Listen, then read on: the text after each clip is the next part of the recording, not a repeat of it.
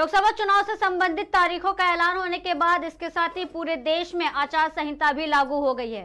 आचार संहिता लगने के बाद नेताओं और सरकार में शामिल लोगों पर कई तरह के प्रतिबंध लग जाते हैं और चुनाव प्रक्रिया पूरी होने तक बरकरार रहेगी। स्वतंत्र और निष्पक्ष चुनाव कराने के लिए चुनाव आयोग ने कुछ नियम बनाए हैं, उसे ही आचार संहिता कहा जाता है। इसके लागू होते ही कई बदलाव हो जाते हैं। सरकार के कामकाज में कई अहम बदलाव हो जाते हैं। आचार संहिता लागू होने के बाद क्या बदलाव आएंगे?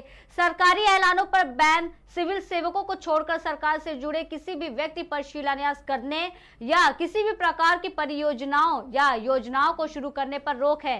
इस दौरान सड़कों के निर्माण, पेयजल सुविधाओं के प्रावधान आदि से संबंधित वादे भी नहीं किए जा सकते हैं। अधिकारी कर्मचारी का ट्रांसफर भी नहीं कर सकती है सरकार। देखिए ये स्पेशल रिपोर्ट। 2 घंटे की सरकार है, उसके बाद मुझको लगता है इनको आराम करना चाहिए। इन्होंने बहुत पैसा कमा लिया। कोई मुद्दा नरेंद्र मोदी ने बचने ही नहीं दिया है जी। कोई ऐसा चीज, कोई लूप लाइन उन्होंने छोड़ा ही नहीं है। शुरुआत से वादे करते रहे जी। 49 साल तक वादे ही तो किए, पूरा किसने किया? भारतीय जनता पार्टी। कि देहात में कैंडिडेट को कोई देख ही नहीं रहा कि कैंडिडेट हमारे यहाँ आया कि नहीं आया, हमसे वोट मांगा कि नहीं मांगा। आजकल लोग ये देख रहे हैं कि नरेंद्र मोदी 400 पार सीटें नहीं है। 400 पार यह है 100 का तेल, 400 पार 100 का रिफाइंड, 400 पार। कांग्रेस चाइना आइटम है, चले तो चांद तक, नहीं तो शाम तक। हम धीरे धीरे बढ़ेंगे, एक एक स्टेप चढ़ेंगे जीना, हम एकदम से आखिरी मंजिल में नहीं पहुंच जाएंगे। अभी तुम्हारा कोई घटना हो जाए तो भारतीय जनता पार्टी की सरकार थी तो घटना हो गई। मतलब जब बुरा हमको देते हो तो अच्छे काम भी तो हमको ही दो, वो क्यों ले रहे हो? उल्टी गिनती शुरू हो जाए, हो गई है, बस 2 घंटे बचे हैं। नमस्कार, यह है केकेडी न्यूज़ और मैं हूं विवेक पांडे आपके साथ। सियासत के गलियारे में जो हलचल चल रही है उसके बारे में जानने के लिए हम इस समय उत्तर प्रदेश की राजधानी लखनऊ में हैं। पार्टियों ने अपने अपने कमर कस लिए हैं, गठबंधन तैयार है। वहीं एनडीए बीजेपी का ये दावा है कि इस बार हम 400 पार करेंगे। मोदी की तीसरी बार प्रधानमंत्री बनने की तैयारी है और वो तैयारी पूरी कर चुके हैं। विपक्ष का ये भी दावा है, ये भी ऐसी बातें कर रहा है कि प्रधानमंत्री खाली फीता काटने का, और तमाम परियोजनाएं ऐसी हैं जो अभी शुरू भी नहीं हुई हैं, उनको उन्होंने पहले से ही तैयार कागजों में तैयार कर दिया है। हकीकत क्या है ये जानने के लिए और जनता क्या सोचती है इस बारे में हम आज ग्राउंड पे आए हैं। हमारे साथ कुछ लोग यहाँ मौजूद हैं जिनसे हम जानेंगे कि वो सरकार की नीतियों के या विकास के कार्यों के बारे में क्या सोचते हैं, उनका क्या मत है, या वो किस मुद्दे पे अपना मतदान करेंगे। सबसे पहले आप नाम बताइए। सतपाल सिंह।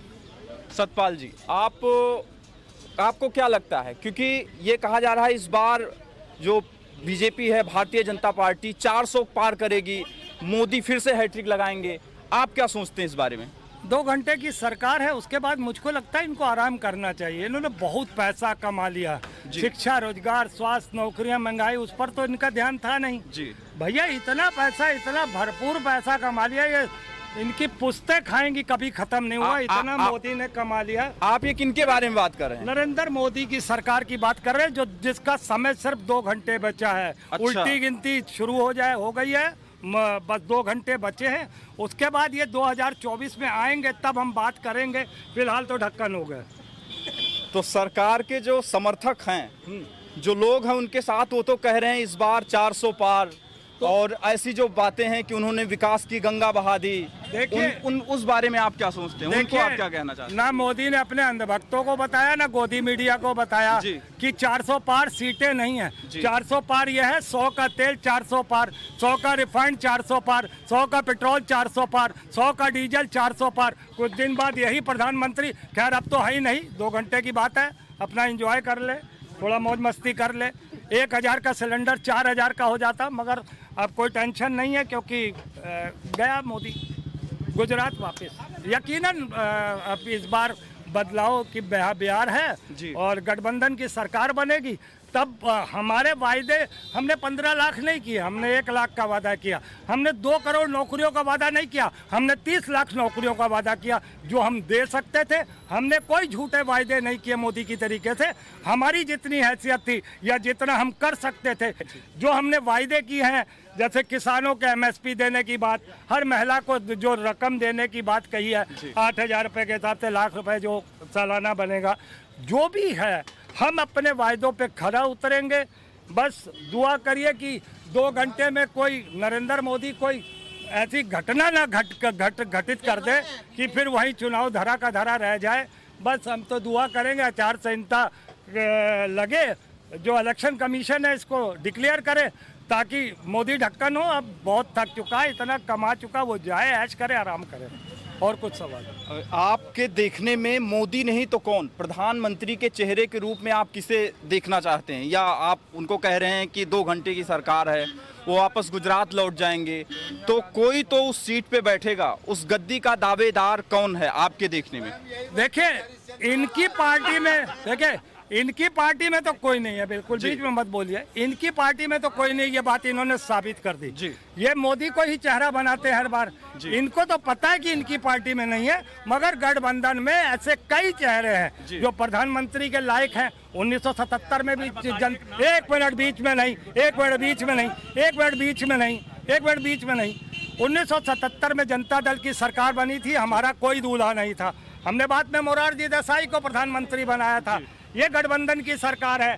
जब हम चुन के आएंगे बड़ी पार्टी के रूप में, और पार्टियों का आपसी जो मीटिंग होगी उस पर डिसाइड होगा प्रधानमंत्री। हमारा दूल्हा उस वक्त चेहरा होगा, चेहरा हम दिखाएंगे अपने दूल्हे का। मगर इनसे पूछिए ना, ये तो कहते हैं मोदी के बाद, तो इनके पास तो कोई विकल्प नहीं है। अगर इनके पास कोई विकल्प है तो आपके चैनल पर आकर कोई भी बोल सकता है कि कौन सा विकल्प है, फिर हम भी देखेंगे कि इनके पास कौन सा चेहरा। हमारे पास तो बहुत से चेहरे हैं गठबंधन में। अच्छा, आपके हिसाब से गठबंधन में कई बड़े चेहरे हैं जो मोदी जो को ज्यादा बेहतर तरीके से रिप्लेस कर सकते हैं? बिल्कुल, डेफिनेटली कर सकते, नहीं कर लेंगे अब की, क्योंकि हमने कहा ना 2 घंटे की सरकार है, एंजॉय करिए आप लोग भी। जनता के दिमाग से जो टेंशन थी, जो जनता रोज हर पल मर रही थी, हर पल शिक्षा, रोजगार, स्वास्थ्य, नौकरियां, महंगाई, सुरक्षा, हर पल मर रही थी, अब उसको निजात मिलेगी उससे। और वो देश की जनता जो हाथ सहाय कर रही है, त्रायराम कर रही है, वो इस बार बड़े बदलाव की तरफ बढ़ेगी और नरेंद्र मोदी को जड़ से उखाड़ फेंकने का काम करेगी, ताकि देश में खुशहाली और बाकी हमारी जो मूलभूत जरूरतें हैं वो भी पूरी हो सके। और मैं तो ऊपर वाले से यही दुआ करूंगा कि जनता इस बार कोई भी गलती, कोई भी इसके छलावे में आने की कोशिश ना करे। प्रयास तो ये अभी भी करेगा, मगर चूंकि 2 घंटे बाद ये नहीं रहेगा। बाकी इसकी बातें तो लोगों ने काफ़ी सुनी है। जुमले का नाम बदल दिया है, जुमले का नाम पहले जब फेंकता था तो जुमले फेंकता था, अब उसका नाम बदल के मोदी की गारंटी हो गया। फर्क इतना ही है, मगर आज भी ये झूठ ही परोसता है, आज भी ये दिखावे करता है, आज भी ये योजनाएं लाता है। अभी आप कह रहे थे योजनाएं कितनी, एक मिनट, इसने कहा कई योजनाएं लाए, आप ही ने कहा कई योजना। अरे इसने तो एम्स जो उद्घाटन हो चुके थे, 5 एम्स का, 3 एम्स और 1-2 और शायद मेडिकल का री उद्घाटन किया इस, और 75 दिन का अपना रिपोर्ट कार्ड दिखा रहा है कि हमने देखिए कितने एम्स, दोबारा उसका उद्घाटन कर रहा है। इससे निर्लज प्रधानमंत्री और देश में क्या हो सकता है, जो झूठ परोस रहा है। जिस चीज का उद्घाटन हो चुका है उसे दोबारा कह रहा है, देखिए मेरे 75 दिन का कार्ड देखिए। चलिए ठीक है, आपका कॉन्फिडेंस गठबंधन के नेताओं से भी कई गुना ज़्यादा मुझे दिख रहा है। फिलहाल कुछ लोगों से और हम बात करेंगे।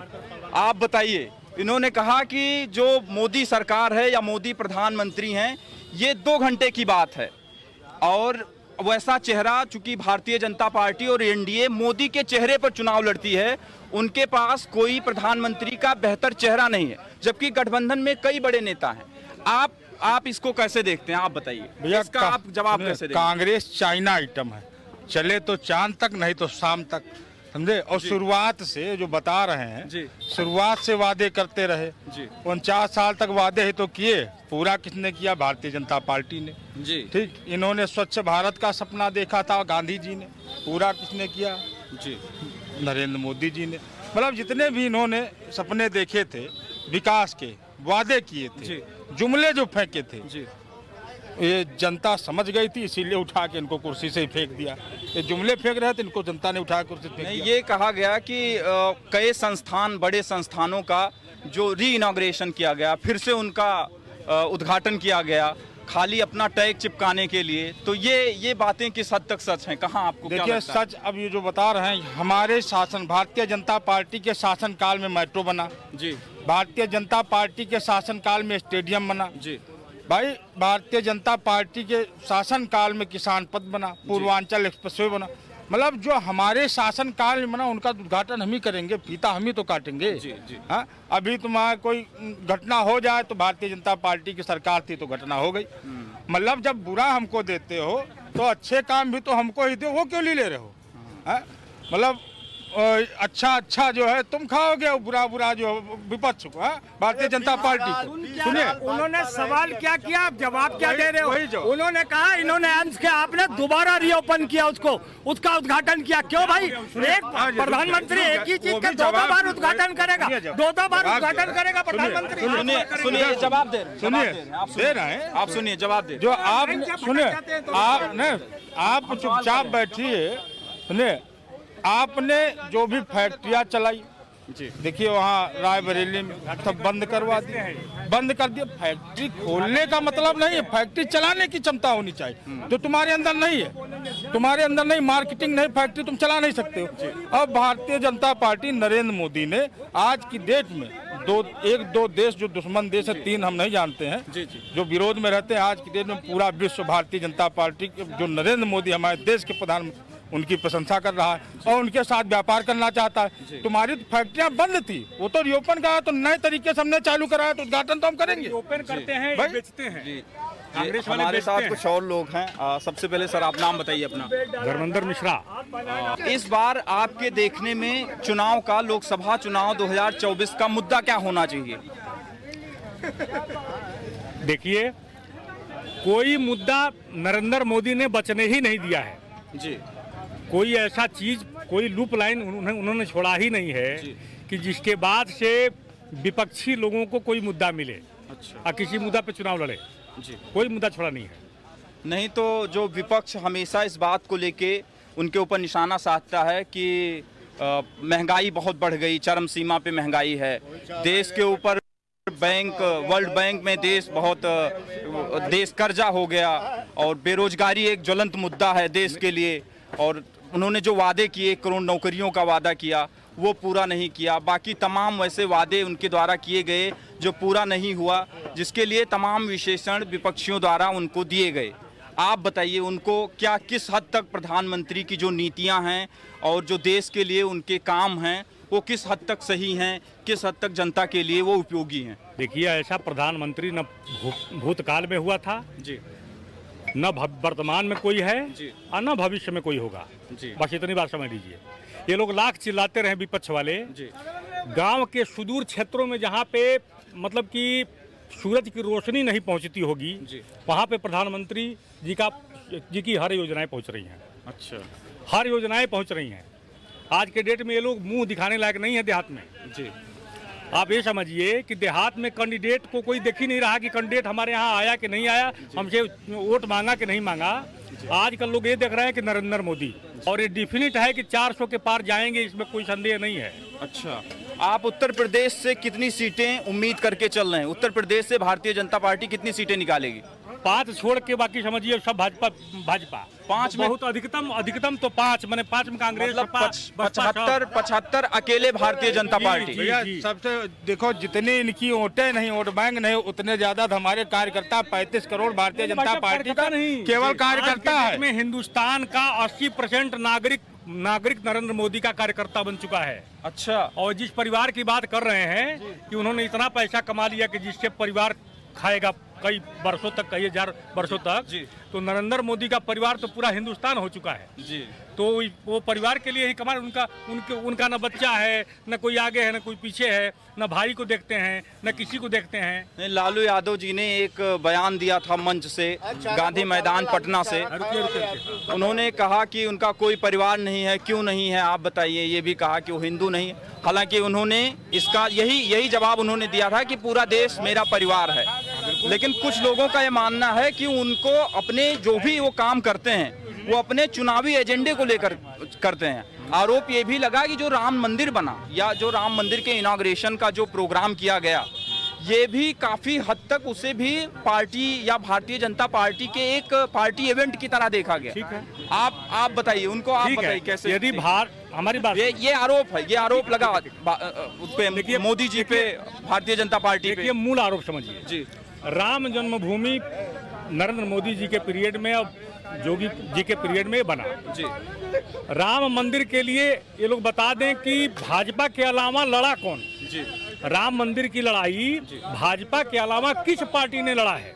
नहीं, ये कहा कि उसका जो ताला खोला गया 91-92 में, वो ताला बंद भी तो करा दिया गया। जी, ताला खोला गया वो तो राजीव गांधी जी द्वारा खोला तो गया। खोला तो बंद भी तो करा दिया गया। अच्छा, ताला खोला गया तो ताला बंद भी तो करा दिया गया।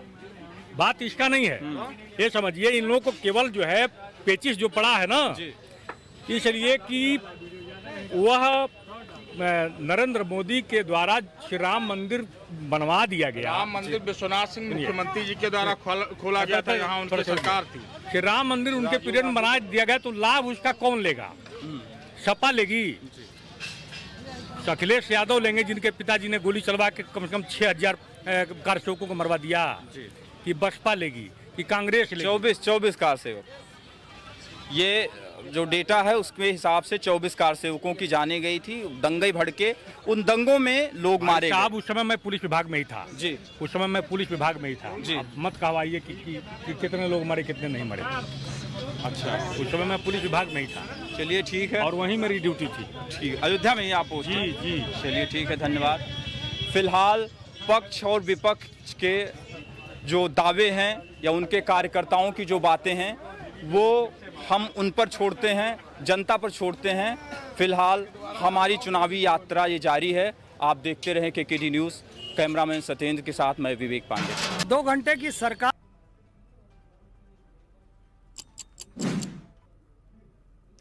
कांग्रेस नेता राहुल गांधी ने मुंबई में मणि भवन से अगस्त क्रांति मैदान तक न्याय संकल्प पदयात्रा की है। इस दौरान उनकी बहन प्रियंका गांधी वाड्रा भी मौजूद हैं। बता दें, बीएमसी ने भारत जोड़ो न्याय यात्रा के लिए मुंबई में कांग्रेस नेता राहुल गांधी का स्वागत करने के लिए लगाए गए बैनरों को हटा दिया है। ये video Kurla WLBS road Mumbai का है। राहुल गांधी ने कहा, देश में जनता के साथ रोज अन्याय हो रहा है। देश में चंद अरबपतियों का लाखों करोड़ों का कर्ज माफ हो जाता है, लेकिन किसानों का 1 रुपया माफ नहीं होता है। उन्होंने आगे कहा कि हिंदुस्तान पहला ऐसा देश है जिसने आजादी की लड़ाई भी मोहब्बत के साथ लड़ी। मैं दक्षिण अफ्रीका गया तो नेल्सन मंडेला जी ने यही कहा कि हमें आजादी की राह गांधी जी और हिंदुस्तान ने ही दिखाई है। मेरे मन में सवाल आया कि अगर भारत मोहब्बत का देश है तो नफरत क्यों फैलाई जा रही है? इतना आसान नहीं होना चाहिए नफरत फैलाना। इस देश में हर दिन गरीबों, किसानों, दलितों, महिलाओं और युवाओं के साथ अन्याय हो रहा है। तो जब मैं चल रहा था, मेरे दिमाग में यह सवाल आया कि अगर हिंदुस्तान मोहब्बत का देश है तो इसमें नफरत क्यों फैल रही है? क्योंकि इतना आसान नहीं होना चाहिए नफरत को फैलाना। हम कहते हैं बीजेपी नफरत फैलाती है, बट कोई ना कोई फाउंडेशन तो होगा, कोई ना कोई बेसिस तो होगी इस नफरत की। तो ये सवाल मेरे दिमाग में था और आस्ते आस्ते मुझे बात समझ आने लगी कि नफरत का कारण अन्याय है। कि ये देश में गरीबों के साथ, किसानों के साथ, दलितों के साथ 2 घंटे की लोकसभा चुनाव की तारीखों का ऐलान कर दिया गया है। मुख्य चुनाव आयुक्त ने शनिवार को दिल्ली में स्थित विज्ञान भवन में प्रेस को संबोधित करते हुए बताया कि पिछली बार की तरह इस बार भी लोकसभा चुनाव 7 चरणों में आयोजित किए जाएंगे। 19 अप्रैल को पहले चरण की वोटिंग होगी और रिजल्ट 4 जून को जारी कर दिया जाएगा। चुनाव आयोग ने बता दें कि दूसरा चरण की वोटिंग 26 अप्रैल को होने की बात कही है। इसी तरह तीसरा चरण तीसरे चरण की वोटिंग 7 मई, चौथे चरण की वोटिंग 13 मई, पांचवें चरण की वोटिंग 20 मई, छठे चरण की वोटिंग 25 मई और सातवें चरण की वोटिंग 1 जून को होगी। आखिर क्या है जनता का मूड, किन मुद्दों को लेकर अपने मताधिकार का जनता करेगी इस्तेमाल? जमीनी हकीकत का पता लगाने हमारे संवाददाता शुभम अवस्थी पहुंचे ग्राउंड पर। देखिए केकेडी न्यूज की ग्राउंड जीरो से ये खास रिपोर्ट। गठबंधन पहली बार नहीं हो रहा है, सन 2019 में भी गठबंधन हुआ था। परिणाम क्या आए थे वो आप खुद ही जानते हैं। विपक्ष है कहाँ? कौन विपक्ष में बता दीजिए, कौन है विपक्ष में? जनता मन बना चुकी है, नरेंद्र मोदी को तीसरी बार प्रधानमंत्री बनाएगी, इसमें कहीं कोई शक नहीं है। पीएम मोदी का हैट्रिक नहीं होने जा रही है। भारतीय जनता पार्टी पूरी तरीके से सत्ता से बेदखल होने जा रही है। माननीय प्रधानमंत्री जो कहते थे कि न खाऊंगा न खाने दूंगा, उन्होंने अपनी कथन और करनी में अंतर दिखाया। ऐसा हो ही नहीं सकता। मोदी जी आएंगे, कंफर्म था पहले से ही और रहेगा ये कंफर्म। मोदी जी आएंगे। सर्वे के आधार पे भारतीय जनता पार्टी किसी को टिकट या देती है और उम्मीदवार बना के देती है। तो भारतीय जनता पार्टी ने बिल्कुल फूंक दिया जगह जगह। भारतीय जनता पार्टी अकेले नहीं लड़ रही है, पूरा देशवासी उनके साथ में है सर। नमस्कार, आप देख रहे हैं केकेडी न्यूज। लोकसभा चुनाव को लेकर सरगर्मियां काफी तेज हो गई हैं। इस समय मौजूद हूं लखनऊ में, हमारे साथ है लखनऊ की जनता। इससे बात करेंगे कि जनता के क्या रहेंगे मुद्दे, किन मुद्दों को लेकर वो चुनाव में मतदान का अपने प्रयोग करेंगे। वहीं आपको बता दें कि लोकसभा चुनाव को लेकर आज चुनाव आयोग तिथियों का ऐलान करने वाला है। उत्तर प्रदेश में 7 चरणों में चुनाव हो सकते हैं। वहीं भारतीय जनता पार्टी की बात की जाए, समाजवादी पार्टी की बात की जाए, बहुजन समाजवादी पार्टी की बात की जाए, तो अभी सारे प्रत्याशियों के नामों का इन्होंने ऐलान नहीं किया हुआ है। लखनऊ की जनता से हम बात करने आए हैं और जनता से पूछेंगे कुछ सवाल। सर, क्या नाम है आपका? अर्जुन त्रिवेदी। सर, चुनाव आयोग आज तिथियों का ऐलान करने वाला है, क्या लगता है भारतीय जनता पार्टी अगली सूची कब तक आएगी? देखिए, भारतीय जनता पार्टी की सूची आ जाए, क्योंकि आज जो है आचार संहिता धारा 144 भी लागू होगी और आज जो है चुनाव की तिथि भी आज घोषित हो जाएगी और उसके बाद निर्णय जल्द ही भारतीय जनता पार्टी अपनी आखिरी लिस्ट जारी करेगी।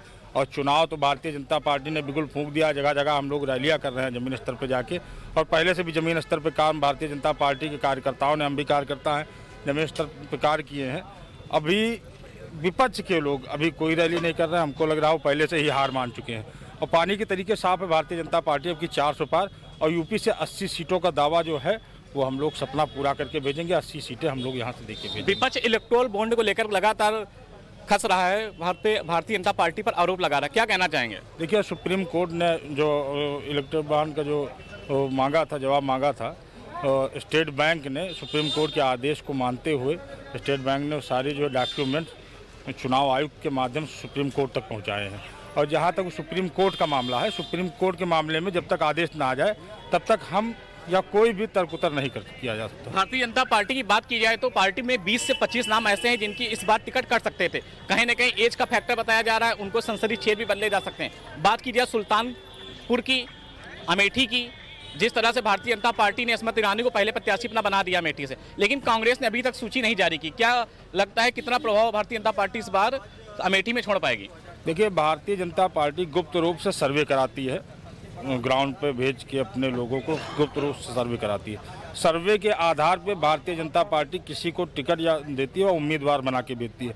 तो इसी वजह से अगर मान लो कहीं ना कहीं किसी का टिकट कट रहा है तो जाहिर सी बात है उसका वहाँ पे जो ग्राउंड में जो रिपोर्ट आई होगी ग्राउंड से, वो उसकी छवि ठीक नहीं रहेगी और जनता की मांग कोई और रही होगी। तो इसी वजह से उनका टिकट काटा जा रहा है और भारतीय जनता पार्टी जो भी उम्मीदवार भेजेगी वो जनता के हित के लिए भेजेगी, जनता की बात भेजेगी, जनता के लिए है।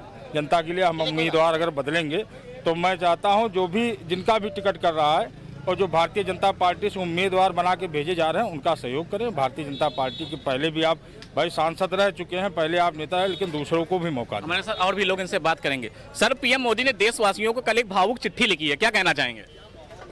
देखिए, हमारे नरेंद्र मोदी जी एक देश के प्रिय नेता हैं। उनका काम है वो सारे बच्चों को भी, बड़ों को भी, सबको मानने का काम करते हैं। तो चुनाव नज़दीक है, अपना संदेश भेजा है तो उसको बिल्कुल हम लोग एक्सेप्ट करेंगे। लोकसभा चुनाव में जिस तरह से समाजवादी पार्टी ने कांग्रेस के साथ गठबंधन कर लिया है, वहीं भारतीय जनता पार्टी अकेले चुनाव लड़ रही है। कितना गठबंधन पर भारतीय जनता पार्टी सफल हो पाएगी और कितनी सीटें भारतीय जनता पार्टी उत्तर प्रदेश में इस बार ला रही है? भारतीय जनता पार्टी अकेले नहीं लड़ रही है, पूरा देशवासी उनके साथ में है सर।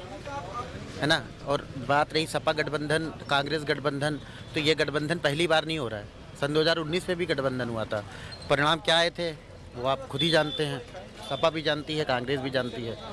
तो ये मान के चलिएगा भारतीय जनता पार्टी के नेताओं ने काम किया है, कैबिनेट स्तर पे सारे काम हुए हैं, अच्छे काम हुए हैं। जब देश का प्रधानमंत्री ही एक ईमानदार है तो बाकी तो फिर काम अच्छा होगा ही होगा। ग्रामीण क्षेत्रों को विकास दिया, इनके घर में बिजली नहीं रहती थी सर। हम लोग तो अमेठी के ही हैं, ग्रामीण क्षेत्र के हैं। हम लोगों के यहाँ सर एक हफ्ता सब सुबह और एक हफ्ता शाम को लाइट आती थी, लेकिन अब 18 घंटे बिल्कुल। अब सर कभी किसी ने ये सोचा भी नहीं था कि गांव में एसी लगेगी, क्या कभी आपने सोचा था? आज घर घर में एसी लगी हुई है, किसके कारण? नरेंद्र मोदी जी, योगी जी। मतलब जो एक देश का नेता अगर मनसा होगी उसका अच्छा कार्य करने का तो कोई भी नहीं रोक सकता। इनको भी मौका मिला था 2014 के पहले, इनकी ही सरकार थी, एक सप्ताह राज्य किया इन्होंने, बड़े बड़े मौके मिले इन लोगों के। लेकिन वही चीज़ है कि जब आप विदेश की यात्रा में आपको समय ही नहीं होगा तो फिर। हमारे साथ और भी कुछ लोग हैं। दादा क्या नाम है आपका? भीमसेन राजभर। दादा पीएम मोदी की हैट्रिक हो जाएगी या रुक जाएगी इस बार? नहीं, पीएम मोदी का हैट्रिक नहीं होने जा रही है। भारतीय जनता पार्टी पूरी तरीके से सत्ता से बेदखल होने जा रही है। कारण ये है कि माननीय प्रधानमंत्री जो कहते थे कि न खाऊंगा न खाने दूंगा, उन्होंने अपनी कथन और करनी में अंतर दिखाया। इलेक्टोरल बॉन्ड के जरिए जिस तरीके से उन्होंने लेन देन को सार्वजनिक न करने का कानून बनाया, ये शक के दायरे में आ गया। सुप्रीम कोर्ट ने इसी बात को संज्ञान में लेते हुए ये कहा कि देश के प्रत्येक नागरिक को लेन देन को जानने का अधिकार है, क्योंकि कोई भी पार्टी जो है जनता से कितना पैसा ले रही है, कैसे ले रही है, ये उसको जानने का अधिकार है। 20,000 रुपये से अधिक कोई लेता है तो पूरा आयोग को बताना पड़ता है। मैं भी जानता हूँ उसके नियमावली को। तो ये बहुत बड़ा है कि अरबों खरबों रुपया ले लीजिए और किसी को पता न लगे। ये एक बहुत बड़ा मतलब एक तरीके से साजिश हुई है जनता का धन लूटने के लिए, पूंजीपतियों के साथ साथ गांठ करके पैसा इकट्ठा करने की। दूसरी बात, भारतीय जनता पार्टी ने काम किया है बेरोजगारी बढ़ाने का काम किया, महंगाई बढ़ाने का काम किया।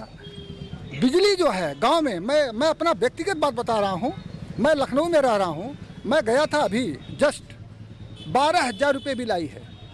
लखनऊ हूं मैं जाकर वहां पर यह मिला हाईडिल पर, मैंने कहा कि ये बिल में दिखा रहा है कि 0 कंजम्पशन और 12,000 रुपये बिल, ये क्या है? इस तरीके से मेरे चाचा का आया, व्यक्तिगत बात बता रहा हूँ, 1 लाख रुपये बिल आया है।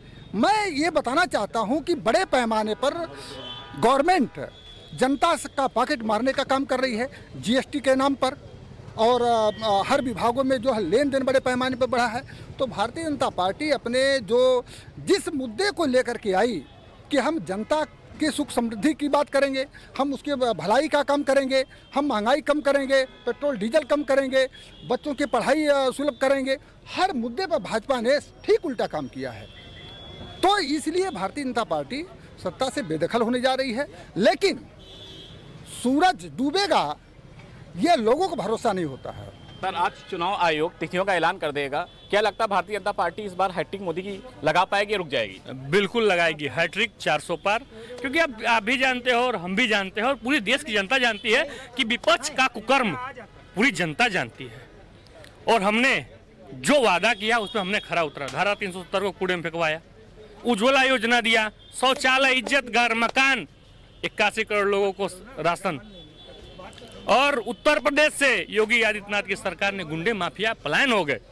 सबका साथ सबका विकास की बात करने वाली भारतीय जनता पार्टी इस बार अपने जो भी मुद्दा रहेगा 400 पार सीटें जाएंगे इस बार हम लोग। जनता मन बना चुकी है, नरेंद्र मोदी को तीसरी बार प्रधानमंत्री बनाएगी, इसमें कहीं कोई शक नहीं है। कहीं ना कहीं बात की जाए तो विपक्ष इस बार कह रहा है कि समाजवादी पार्टी ने 2019 में अकेले चुनाव लड़ा था, लेकिन विपक्ष है कहाँ? कौन विपक्ष में बता दीजिए, कौन है विपक्ष में? वहीं अखिलेश यादव कह रहे हैं कि इस बार समाजवादी पार्टी कांग्रेस के साथ आ गई है, कहीं ना कहीं मजबूती के साथ चुनाव लड़ा जाएगा, भारतीय जनता पार्टी का सुपड़ा साफ होगा। क्या कहेंगे? सिर्फ अपना बात करता है। सोनिया जी को चिंता अपने बेटे को पीएम बनाना, उद्धव ठाकरे का लक्ष्य है अपने बेटे को सीएम बनाना, लालू जी का लक्ष्य अपने बेटे को मुख्यमंत्री बनाना। भैया जिसका लक्ष्य ही अपने बेटा बेटी भांजे भतीजे को सीएम बनाना, वो भला गरीब का भला कर सकता है? कभी नहीं कर सकता है। तो मैं इसी चैनल के माध्यम से आपको कहना चाहता हूं कि सबका साथ सबका विकास और सबके विश्वास से नरेंद्र मोदी जी तीसरी बार प्रधानमंत्री बनेंगे और सीटें पूरे भारत में 400 पार सीटें आएंगी। यूपी में बात की जाए तो लोकसभा की 80 सीटें, 80 में कितनी आ रही हम हैं? 78 जीतेंगे, 78 जीतेंगे आप? सीटें हम कंफर्म जीतेंगे। कुछ हमारे साथ और लोग क्या कहना नहीं चाहते हैं? नहीं, एक अखिलेश जी की, एक शिवपाल जी की, राहुल भैया बोले छोड़ देंगे 78 सीटों में से, क्योंकि 2 मुख्य सीटें हैं, एक मैनपुरी। अखिलेश यादव ने तो अभी चुनाव लड़ने के लिए अपनी सीट का ऐलान भी नहीं किया, कहां से चुनाव लड़ेंगे। कन्नौज। वही बात की जाए, जिस तरह समाजवादी पार्टी लगातार भारतीय जनता पार्टी पर हमला कर रही है, कह रही है कि जो भारतीय जनता पार्टी शिलान्यास करने आ रहे हैं प्रधानमंत्री मोदी योगी, वो सारी योजनाएं समाजवादी पार्टी की हैं, केवल इनका काम फीतना काटने का है और शिलान्यास करने का। क्या कहेंगे? इनकी सारी चीज़ें सब कागज पे होती थी, मौके पे क्या है, ये तो फिर सब कागजों पे होती थी सर, ये सब कागज पे। हमारे साथ और भी कुछ लोग हैं। हो जाता था पहले ही, सब कुछ दे दिया जाता था सारे ठेकेदारों को बुला के, कितना तुम्हारा इतना। तो जो मौखिक है वो जो प्रेजेंट टाइम जिस समय लाइव जो है वो देखा जाता है, प्रेजेंट नहीं है ना सर। तो सब हमारे साथ कुछ और भी लोग हैं। क्या नाम है सर आपका? राजेश नाम है। सर, लोकसभा चुनाव को लेकर आज तिथियों का ऐलान होने वाला है, क्या लगता है लोकसभा चुनाव भारतीय जनता पार्टी इस बार पीएम मोदी की हैट्रिक लगवा पाएगी या रुक जाएगी? क्या होता है? ऐसा हो ही नहीं सकता, मोदी जी आएंगे कंफर्म, मैं कंफर्म था पहले से ही और रहेगा ये कंफर्म, मोदी जी आएंगे, मोदी जी आएंगे। कितनी सीटें आ रही हैं इस बार यूपी में? कैसे हम 300 350 प्लस है। यूपी में लोकसभा की 80 सीटें हैं, 80 में कितनी आ रही हैं? 80 में मान के चलिए 60-65। 60-65। रीजन है सीटें कम हुई हैं, थोड़ा ध्यान नहीं दिया गया है उस पर, लेकिन हाँ 60-65 मान के चलिए। लेकिन भारतीय जनता पार्टी का लक्ष्य है, जो पिछली बार उनकी सीटें कम हो गई थी, 10 से 12 सीटों पर चुनाव हारे थे, इस बार उनका जीतने का भी लक्ष्य पूरा है। सीटें कम थी, हमने बोला था विधानसभा चुनाव में सीटें कम होंगी, तो इस बार भी सीटें कम होंगी, लेकिन हाँ भाजपा आ रही है, इसमें कोई दो राय नहीं, भाजपा फिर से आएगी, यही कहना है। हमारे साथ कुछ और भी लोग हैं। क्या नाम है आपका? रंजीत सिंह। आज चुनाव आयोग तिथियों का ऐलान करने वाला, वहीं आचार संहिता भी लग सकती है, क्या लगता है भारतीय जनता पार्टी इस बार कितनी सीटें पा रही है? लगभग देखिए 61-62 सीटें आ सकती हैं, और भारतीय जनता पार्टी कहीं ना कहीं नौजवानों को रोजगार देने में फेल रही है।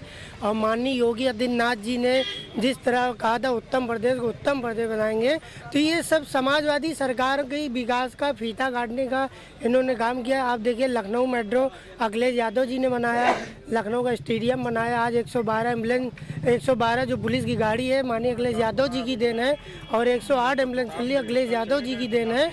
तो कन्या विद्याधन छात्रों को जिस तरह से लैपटॉप मिलता था, ये अखिलेश यादव जी ने, माननीय योगी जी ने सिर्फ फीता काटा है, और देश का नौजवान युवा जा चुका है।